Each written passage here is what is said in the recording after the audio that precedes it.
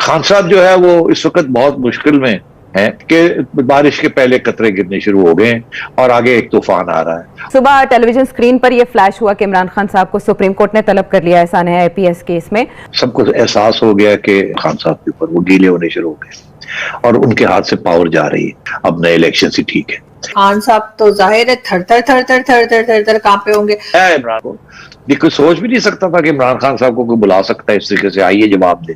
तो अब मेरा ख्याल है ये वक्त आ गया खान साहब का, इलेक्शन कमीशन भी खड़ी होगी है और अब सुप्रीम कोर्ट भी इनको सवाल करने लगा है। और जो सतून था जिसके बेसिस के ऊपर इमरान खान साहब सरवाइव कर रहे थे, वो सतून अब दूर होना चाह रहा है। जो बदनामी हुई है आईएसआई की और अफवाज पाकिस्तान की ये इंटरवेंशन के साथ, सियासी इंटरवेंशन के साथ, उसको अब खत्म करना चाहेंगे।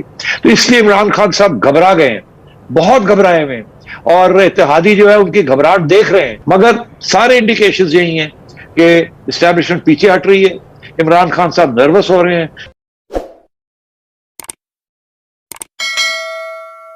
सुप्रीम कोर्ट है उसने बुलाया था और उन्होंने कहा कि जी ये बताइए कि जब 2014 में आपकी गवर्नमेंट थी केपीके में और वहां पर जो वाकया हुआ था एपीएस यानी आर्मी पब्लिक स्कूल का, जिसमें के टेररिस्ट अंदर दाखिल हुए थे और उन्होंने जो है वो बहुत सारे बच्चों को शहीद किया था, उसके लिए आपने क्या किया है? खान साहब एज यूजुअल आए बाएं शाएं करके निकल गए। उन्होंने कोई खास जवाब नहीं दिया और वो उल्टा अपने 70,000 जाने दिए हैं टेररिज्म के अगेंस्ट और हमें ये हो गया और हमें वो हो गया और इस तरह की कहानियां करके निकल गए। अब जाहिर है कि इनके नाम जो है वो कौन शामिल करे। खान साहब तो जाहिर है थर कांपे होंगे और उन्होंने जब अदालत से कहा होगा तो अदालत ने कहा होगा भाई ये तो आपका काम है क्योंकि प्राइम मिनिस्टर तो आप हैं। लेकिन खैर खान साहब वाएं बाएं शाएं करके जी पतली गली से निकल गए। सुबह टेलीविजन स्क्रीन पर यह फ्लैश हुआ कि इमरान खान साहब को सुप्रीम कोर्ट ने तलब कर लिया, ऐसा है आईपीएस केस में। और उसके बाद जो वहां पर आर्ग्यूमेंट्स हुए वो भी सबके सामने है। वज़ीर आज़म का ये कहना था कि मुल्क में कोई मुकद्दस गाय नहीं है, आप हुक्म दें हम कार्रवाई करेंगे। सिर्फ साहब इससे क्या मुराद है और कितना अलामती तौर पर अहम है एक वज़ीर आज़म का सुप्रीम कोर्ट में पेश होना ऐसे केस के सिलसिले में? आयशा, आपको याद होगा मैं कह रहा था पिछले हफ्ते कि जब पावर निकलती है तो जिनसे पावर पहले छीनी गई होती है वो खड़े होने शुरू हो जाते हैं। इसी तरीके के साथ आपने देखा जब अब सबको एहसास हो गया कि बारिश के कतरे आने शुरू हो गए हैं खान साहब के ऊपर, वो गीले होने शुरू हो गए और उनके हाथ से पावर जा रही है, तो मीडिया भी दलेर हो गया। इनके वो लोग जो कि इनकी हर रोज सपोर्ट करते थे, हर बात सपोर्ट करते थे, अब वो आके और अपने अपने बयान दे रहे हैं कि जी हम थक गए हैं, आपकी बड़ी उम्मीदें थी मगर आपने बड़ी मायूसी की, अब नए इलेक्शन से ठीक है। वो भी इनका साथ छोड़ गए, इत्तेहादी इनका साथ जो है छोड़ने के लिए तैयारी कर रहे हैं। अब इदारे जो हैं जब ये देखते हैं कि हवा बदल रही है, सुकून गायब हो गया है, तो वो जो उनका जो एक सहारा वो जो दिए होते हैं वो भी फिर पीछे हट जाते हैं। अब ये देखिए, कभी सोच भी नहीं सकते थे कि इमरान खान साहब को कोई अदालत में इतनी जरूरत होगी कि उनको बुलाएं।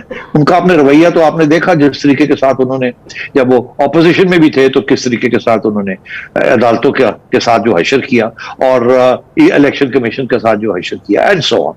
तो अब सुप्रीम कोर्ट उठा है, सुप्रीम कोर्ट ने कहा आइए आपसे भी कुछ हाथ हो जाए एक दो, तो ये और भी होगा।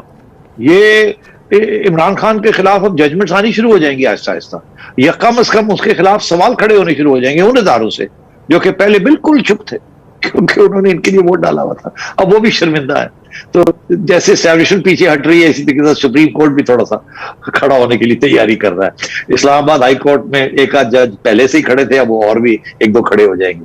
चीफ जस्टिस साहब भी अब उन्होंने भी आंखें दिखानी शुरू कर दी, सवाल करने शुरू कर दिए। तो यही बात है कि ये जो बुलाया है इमरान को, ये कोई सोच भी नहीं सकता था कि इमरान खान साहब को कोई बुला सकता है इस तरीके से, आइए जवाब दे।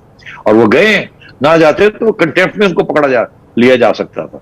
तो हमने तो ये देखा है ना कि पहले भी प्राइम मिनिस्टर के साथ जब वक्त आता है तो सुप्रीम कोर्ट खड़ा हो जाता है और बल याद कर लेता है। तो अब मेरा ख्याल है ये वक्त आ गया खान साहब का, इलेक्शन कमीशन भी खड़ी होगी और अब सुप्रीम कोर्ट भी इनको सवाल करने लगा है। और जो सवाल उन्होंने किया ये बड़ा अहम है। यहाँ बातें हो रही हैं ऑलरेडी आयशा के टीटीपी के साथ मुज़ाकरात हो रहे हैं, नेगोशिएशंस हो रही हैं, अमन के मुआहदे की तरफ बढ़ रही है हुकूमत। एक तरफ से ये हमें कहा जा रहा है, दूसरी तरफ ये कहा जा रहा है कि पार्लियामेंट के अंदर सारी बात होगी, वहां खुल के डिबेट होगी, उसके बाद जाके कुछ मुआहदे होंगे। इसके साथ साथ हमें फवाद चौधरी साहब कहते हैं कि जी वो एक मुआहदा हो गया, एक सीज फायर भी होगी 1 महीने की। तो एक तरफ तो एस्टेब्लिशमेंट या गवर्नमेंट जो है वो टीटीपी के साथ बहुत आगे बढ़ गई है, 1 महीने से बातचीत हो रही है। दूसरी तरफ पार्लियामेंट में अभी तक बातचीत शुरू भी नहीं हुई और ये कहा जा रहा है कि कोई मुआहदा आगे नहीं होगा जब तक पार्लियामेंट अप्रूव नहीं करेगी।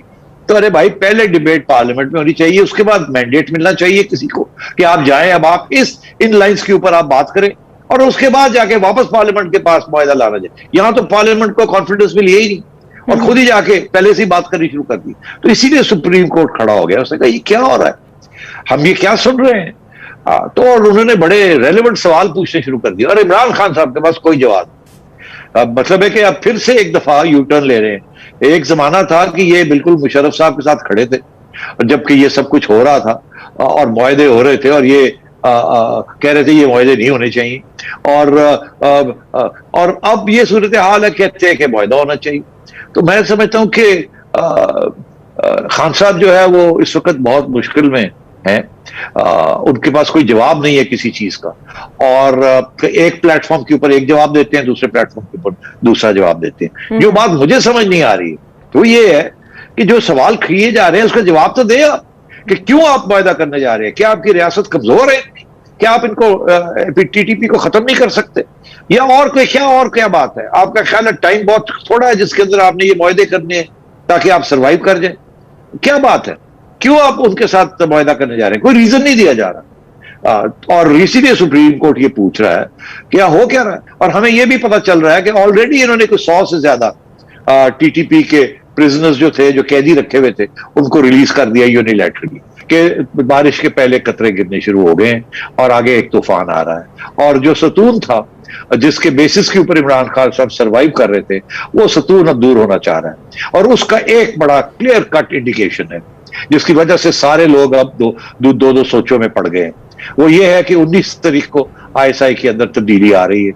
वो साहब जिनके बेसिस के ऊपर इमरान ने अपनी गवर्नमेंट को सहारा दिया हुआ था वो चले जा रहे हैं और एक नए साहब आ रहे हैं जिनके बारे में ये कहा जा रहा है कि वो बिल्कुल एक आईएसआई को वापस इस सियासी इंटरवेंशन से पीछे हटाना चाह रहे हैं। वो अपना फोकस इंटरनेशनल अफेयर्स के ऊपर करेंगे और जो बदनामी हुई है आईएसआई की और अफवाज पाकिस्तान की ये इंटरवेंशन के साथ, सियासी इंटरवेंशन के साथ, उसको अब खत्म करना चाहेंगे। तो इसलिए इमरान खान साहब घबरा गए हैं, बहुत घबराए हुए हैं और इत्तेहादी जो है उनकी घबराहट देख रहे हैं, इसीलिए वो अब इधर उधर देख रहे हैं कि हमें कोई इशारा आए कहीं से कि हमने करना क्या है। उनको कोई इशारा नहीं आ रहा। पुराने जमाने में तो इशारा आता था, चले वोट डालें, चले इधर जाएं, चले उधर जाएं। अब वो सब कोई इशारे आने बंद हो गए। आईएसआई नॉन पॉलिटिकल होने जा रही है और अब इसमें ज्यादा डिटेल जाने की जरूरत नहीं है, मगर सारे इंडिकेशंस यही हैं कि एस्टैब्लिशमेंट पीछे हट रही है। इमरान खान साहब नर्वस हो रहे हैं। 19 से पहले वो चाहते थे कि ये सब कुछ हो जाए, ईवीएम्स पास हो जाए, ये सब कुछ हो जाए ताकि कल खड़ा होना हो तो छोटी मोटी रिगिंग करके वो जो सिलेक्टिव रिगिंग है जो ईवीएम के जरिए हो सकती है उसके जरिए वो अगली इलेक्शन जीत ले। मगर अब नजर आ रहा है कि उनका जो पावर स्ट्रक्चर है वो क्रम्बल कर रहा है, वो गिर रहा है, उनके बलून में से हवा निकलनी शुरू हो गई है।